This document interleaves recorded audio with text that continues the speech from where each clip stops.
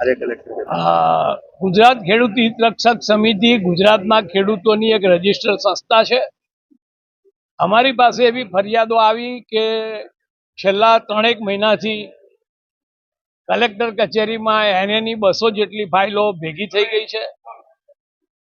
સરકારનો કાયદો છે કે 3 મહિનામાં એનએની ફાઇલને મંજૂરી આપી દેવી, તેમ છતાં પણ આવું બની રહ્યું છે. આ બધી માહિતી ભેગી કરીને આજે અમે કલેક્ટરશ્રીને આવેદનપત્ર આપ્યું છે. અને અમારી જે 2-3 મુખ્ય માંગણી છે એમાંની એક તો એ છે કે 3 મહિનામાં આ ફાઇલોનો નિકાલ થઈ જવો જોઈએ. બીજી માંગણી અમારી એ છે કે એકવાર જમીન કન્વર્ટ થઈ ગઈ છે, એને થઈ ગઈ છે અને માત્ર હેતુ ફેર કરવાનો છે, રેસિડન્સમાં છે અને કોમર્શિયલમાં લઈ જવાની છે, તો આખો પ્રોસિજર પાછો શરૂ કરવામાં આવે છે. ના કરવામાં આવે, કાયદામાં જોગવાઈ છે કે એને ખાલી ડિફરન્સના પૈસા ભરી દેવાના.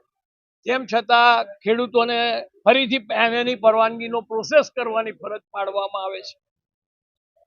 જે જમીનો કોર્પોરેશનની હદથી 5 કિલોમીટર ને બુડાની હદથી દૂર છે, બુડાની હદમાં નથી, એમાં તો એની મંજૂરી લેવાની નથી.